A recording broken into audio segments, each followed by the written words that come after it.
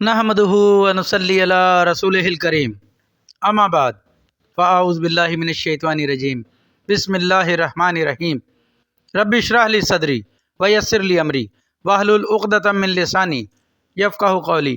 محترم ناظرین کرام، یاسین شاہ جباری روحانی دنیا یوٹیوب چینل کے ساتھ آپ کی خدمت میں حاضر ہے اور سلام پیش کرتا ہے۔ السلام علیکم ورحمۃ اللہ وبرکاتہ۔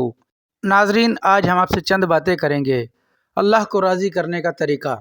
اللہ تعالیٰ جب ناراض ہوتا ہے تو ناظرین کوئی عمل، کوئی وظیفہ یا کوئی تعویذ یا کوئی دعا کام نہیں کرتی، کیونکہ یہ سارے معاملات رب تعالیٰ ہی کی طرف ہوتے ہیں۔ رب تعالیٰ ان سب کو قبول فرمانے والا ہے۔ اللہ تعالیٰ کس طرح راضی ہوتے ہیں آپ یہ سوچیں۔ وہ نہ ہی آپ کی تسبیحات سے راضی ہوتا ہے، نہ آپ کے نوافل سے راضی ہوتا ہے، نہ آپ کے تہجد اور اشراق سے راضی ہوتا ہے۔ وہ صرف گناہوں کو چھوڑنے سے، یعنی کہ آپ اگر گناہوں کو، ایسے چھوٹے چھوٹے گناہ جو ہم زندگیوں میں عام طور پر کرتے ہیں، جھوٹ بولنا، مذاق میں جھوٹ بولنا، کسی کی دل شکنی کر دینا، کسی کا مذاق اڑا دینا، کسی کی چھوٹی چھوٹی چیزیں جو ہم روزمرہ کے معمولات میں اپنے رکھتے ہیں، ان پر ہمارا غور ہی نہیں ہوتا، ان پر ہمارا دھیان ہی نہیں ہوتا کہ ہم نے کسی کا دل توڑ دیا یا کوئی بات کسی کو ایسی کہہ دی جس پر کہ وہ شخص دلی طور پر مایوس ہو گیا۔ ایک مشہور تابعی حضرت علاء بن زیاد رحمۃ اللہ علیہ کے بارے میں صحیح بخاری میں ہے کہ وہ لوگوں کو جہنم سے بہت ڈراتے تھے، ان سے بچنے کے بہت سی تاکیدیں فرمایا کرتے تھے۔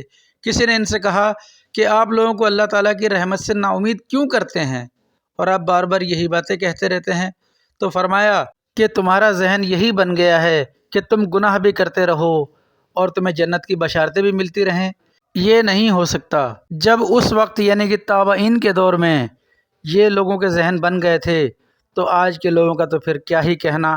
آپ خود سوچیں، آپ خود دیکھتے ہوں گے کہ اکثر لوگ کہتے ہیں کہ آپ یہ اتنی بار کلمہ سویم پڑھ لیں، اتنی بار کلمہ چہارم پڑھ لیں تو سیدھے جنت میں چلے جائیں گے، اتنی بار فلاں وظیفہ پڑھ لیں تو رزق کے دروازے کھل جائیں گے، اتنی بار فلانی چیز پڑھ لیں تو حصار بن جائے گا، اور حصار میں کوئی جن نہ آئے، نہ کوئی بھوت آئے، نہ کوئی پریت آئے، نہ کوئی سفلی آئے، نہ کوئی دشمن آئے۔ گویا نعوذ باللہ آپ کا کھچا ہوا حصار اللہ تعالیٰ کے حصار پر غالب آ جاتا ہے۔ اللہ تعالیٰ کے حصار پر کوئی چیز غالب نہیں آ سکتی۔ اللہ تعالیٰ تو یوں فرماتے ہیں کہ حصار یہ ہے کہ تم مجھے راضی کر لو، گناہوں کی زندگی سے توبہ کر لو، ورنہ کوئی حصار، کوئی وظیفہ، کوئی عمل، کوئی کسی قسم کا تعویذ کام نہیں آئے گا۔ ناظرین، حصار یا عملیات یا تعویذات یہ تب ہی اثر کرتی ہیں جب رب تعالیٰ آپ سے خوش ہو۔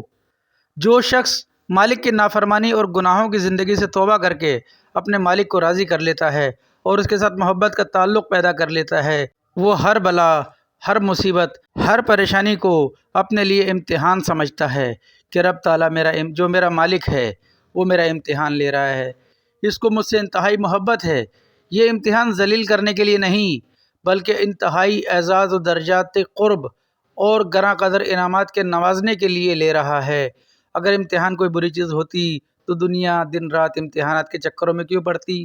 کامیابی کے لیے ڈگریاں جو لی جاتی ہیں، جو دی جاتی ہیں، وہ کس لیے؟ امتحان کی کامیابی کے بعد ڈگریاں دی جاتی ہیں۔ سبحان اللہ، خود امتحان لینے والا ہی پرچہ حل کروا رہا ہے۔ امتحان بہت آسان اور کامیابی پر ہمیشہ ہمیشہ کے لیے بے حساب اور بے حد انعامات کی بارشیں۔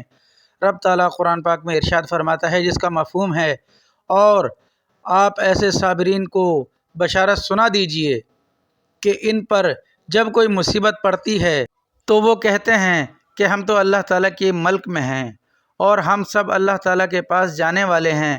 ان لوگوں پر خاص رحمتیں بھی ان کے پروردگار کی طرف سے ہوں گی اور عام رحمت بھی ہوگی، اور یہی لوگ ہیں جن کی رسائی ہوگی۔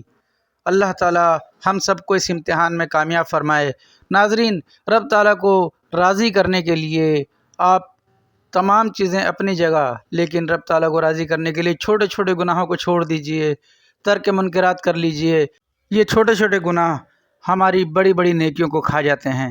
ناظرین، نماز اپنی زندگیوں میں قائم کیجئے، استغفار کی کثرت کیجئے، درود ابراہیمی کی کثرت کیجئے، درود شریف کی کثرت کیجئے۔ رب تعالیٰ آپ سے بے حد خوش اور راضی ہوگا۔ ناظرین، یاسین شاہ جباری کو اجازت دیجیے، اپنا، اپنے گھر والوں کا، اپنے بیوی بچوں کا، اپنے ملنے جلنے والوں کا بہت خیال کیجیے۔